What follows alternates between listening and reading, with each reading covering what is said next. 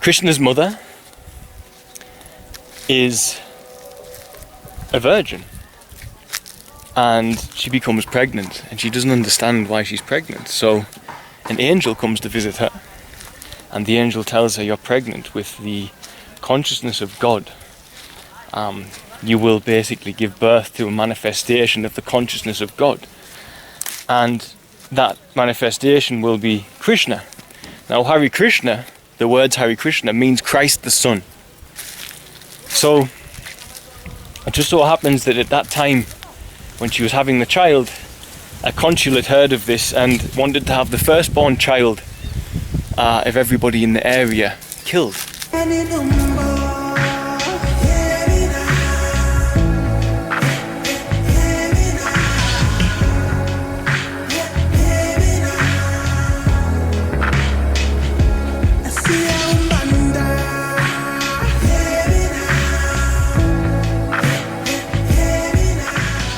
Hey everyone, so I haven't done a musing quite some time.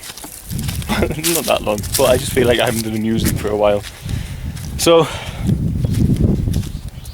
it's a little bit of a laid back day, which is a blessing. So something's on my mind, and when I get a laid back day, as laid back as they can be here, I tend to have a flick through my comments on YouTube, and I have done just that, and I saw a comment about Hare Krishna, because in one of my other videos I mentioned Krishna, and this person said that Krishna is satanic. So, you know, the Hindu faith is a satanic religion, and so on and so forth. So this just made me sad. It actually made me sad, because for that person, for anyone who might believe what they've said, because you cut yourself off from the benefits of amazing parts of culture and scripture and esoteric writings, as the Bhagavad Gita, which is the book where Krishna is the main character, if you like. So this also helps me to lead on to something. It's a bit hot out in the sun today. Lead on to something about me and how I operate with a certain aspect of myself, and that is with regards to books. So I'm going to tell you how the Bhagavad Gita came into my life, and in telling that I'll also think I'll cover why I don't recommend books that often. So, and you'll see, I hope you'll understand what I mean. So I myself, I was fasting.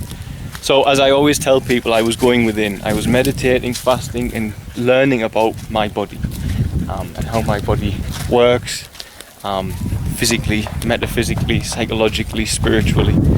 And I was connecting, going into the very center of who you are, of who I am, of the being that I am. And I was fasting and meditating and praying.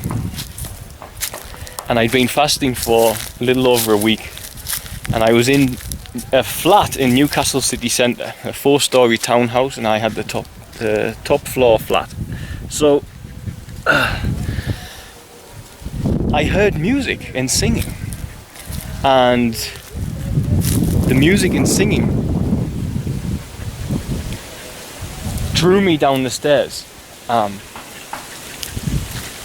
to go and see what was going on. I wanted to know what was happening, so much so that even though I was tired and there was like many flights of stairs being on the 4th floor to go down, I went down because I had to see what this music was. So I went down, and I got a feeling that it was a synchronicity, because I get this feeling there's something going on here, a meaningful coincidence of some sort. So I got down the stairs and I opened the door and I sat on the step, and at the end of the garden, in Newcastle city centre pretty much, which is, it's quite a grey city sometimes, as most cities are, you know. There's not a lot of pizzazz and joy and excitement during the day, just people going about their daily routines. And these Hare Krishna monks appeared at the end of my gate, and one of them came over to me. He was a French guy, and he said, "You're so peaceful. I can feel you're so peaceful." And I laughed, and I said, "Well, I'm fasting at the moment." And he sat with me and we spoke a while, and he said, "Tell me, have you ever read the Bhagavad Gita?" And I said, "No, I haven't, but I'm about to." And he laughed, because I know someone on a spiritual path, like a monk for the Hare Krishna monk certainly, will understand meaningful coincidences and how the universe can bring you what you need through those.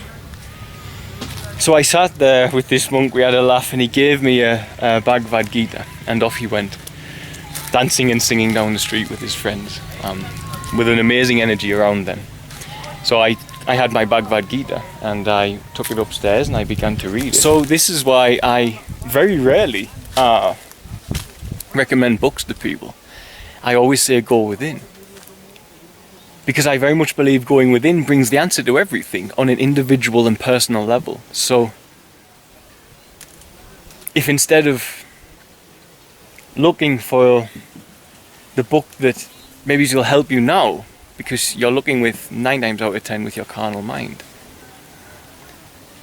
which is not a bad thing. I do that sometimes too, and you can find amazing books by that, don't get me wrong. But my belief is that if you go within in meditation and prayer, and you go within there, that the universe will concoct an event. It will create, concoct is a different strange word, it'll create an event, or whatever, a synchronicity, a meaningful coincidence, to bring you the book or the scripture that's going to resonate with you at that time.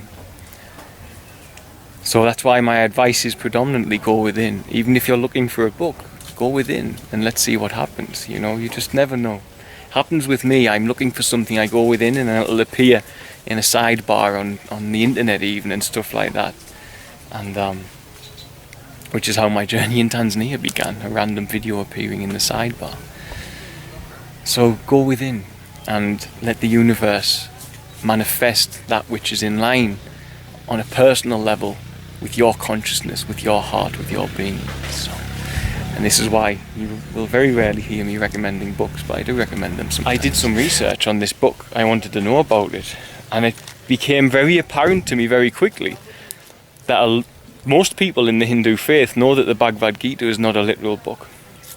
They know that the battle within the book, for example, is about an inward battle and overcoming the ego and the carnal mind, ultimately, as I would often say in the Christian esoterics, and overcoming that, and making a union between the two hemispheres of your brain.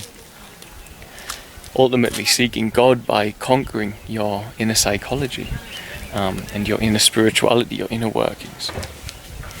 So this fascinated me, because this is what started me on the esoteric journey. I figured, well, if this book's like this, and this book actually helps, you know, I mean, this story of a battle, if you read it literally, doesn't do anything for anybody. The same as if you read a lot of the Bible stories literally. You know, there's a man with a boat who puts animals on, and then there's a flood. It doesn't help anybody in this day and age to know that story. It doesn't help you with work, it doesn't help you with family, it doesn't help you with your well-being. But if you take it as an allegory, and you say, the twofold nature, like the Noah's Ark story, you say the twofold nature, and when the storm comes, which is the troubles that we all face in life from time to time, and you've built an ark in meditation, and your duality, the animals going 2 by 2, twofold nature, can be brought into your ark, and you can rest, you can take refuge from the storm. Then that helps a person. That actually does help you in modern day society. A man building a boat and floating some animals around the planet does not help you. It doesn't help you. It might on some level for someone in a literal sense, but for most people it's just a story. When it's a story about how to control something yourself, inside yourself, to take refuge from the storms which are life, by learning how to meditate, it does help. So anyway, this fascinated me.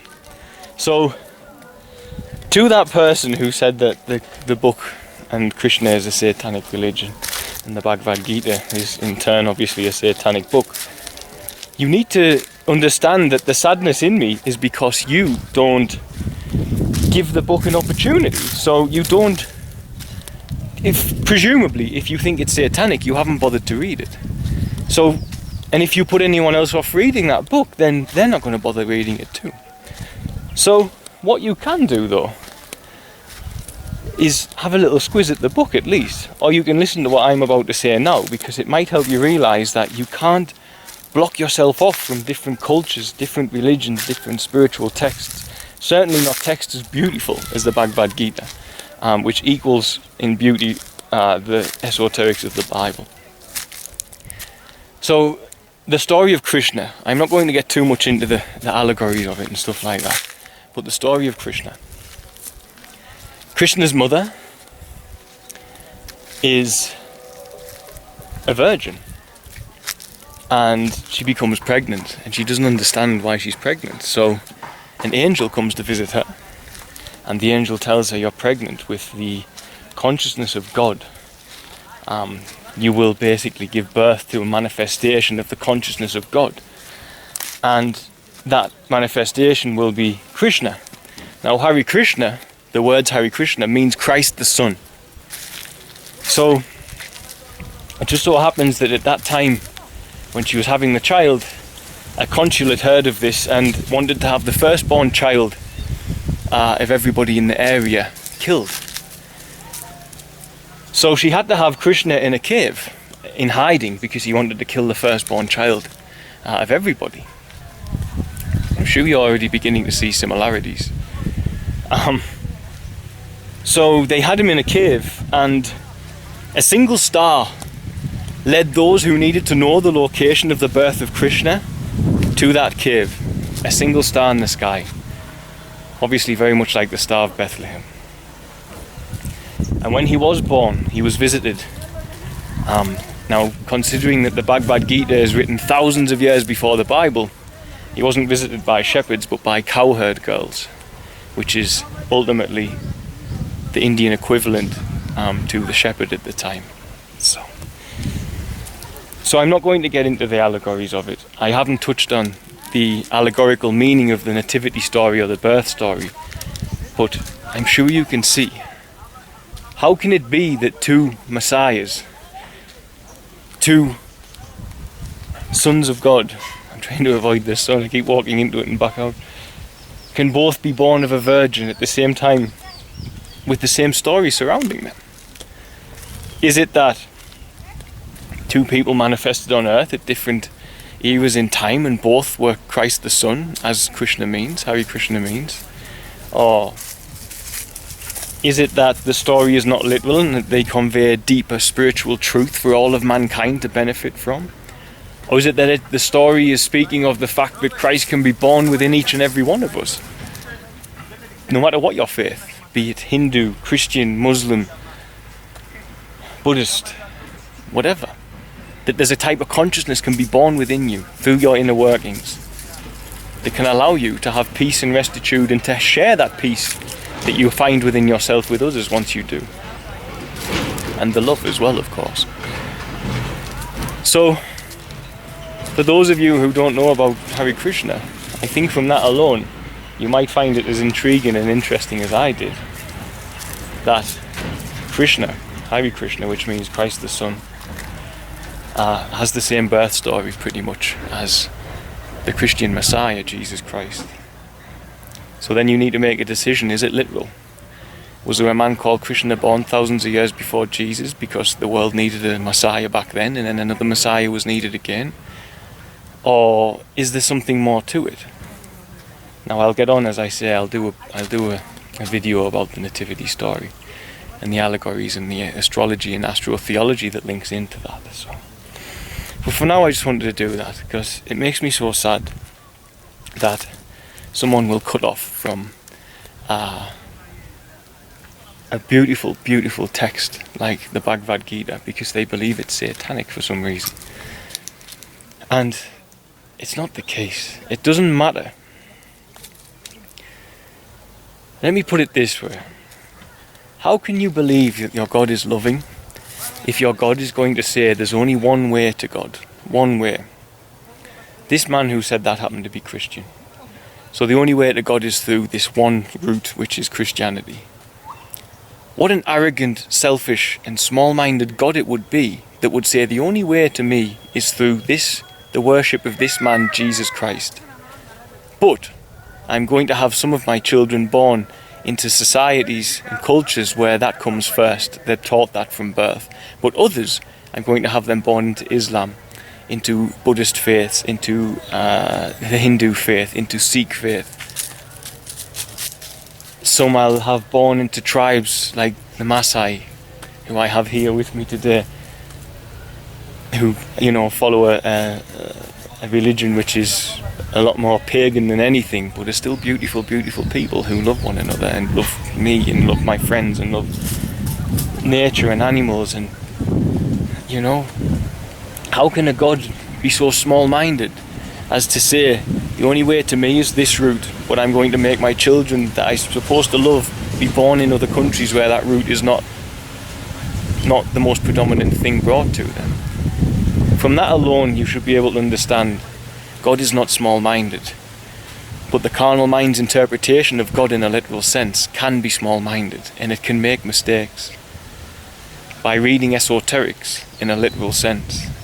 I've said this in other videos. In esoterics, when it says the only way to God is through me, you say it from the position of the speaker. So the only way to God is through me, and when you say it, through you, through yourself. Me means the body that you are. The only way to God is to know yourself. As Jesus said, my kingdom won't come to this earth, the kingdom of God is within you. And we all know that Buddha said the same thing. You go within and you learn how to work with your body. Krishna said the same thing. You overcome the workings of your mind and you will find inner peace and restitute, and you will find a relationship with God. And Muhammad said, to know yourself is to know Allah. If you understand your body can become the perfect antenna for prayer. But until you understand your body, until you know how to switch the levels of consciousness in meditation, you're always going to be stuck down here, and you might still be seeking God, but at this level of consciousness, everything's going to be really confusing. When you can raise up, then you can start to understand God better. Because you have to realize something as you look out in reality. The words I speak to you now but a fragment of our existence. So if you can only understand God with your words and with words written in a book, and not with your emotion and with your stillness and with your meditation and prayer, then you're going to struggle. You're going to struggle, because how can you approach God with but a fragment of what you are within your reality, with only words, when God is everything? God is emotion, God is love. And it would take 1,000 poets, 1,000 books and 1,000 years to try and describe what love actually is, and they still wouldn't get there. We know this. But that's why we have poets. That's why we have musicians. That's why we have scribes and writers. That's why we have dancers. Because we don't know how to describe it properly, but we know how to feel it and we know how to express it.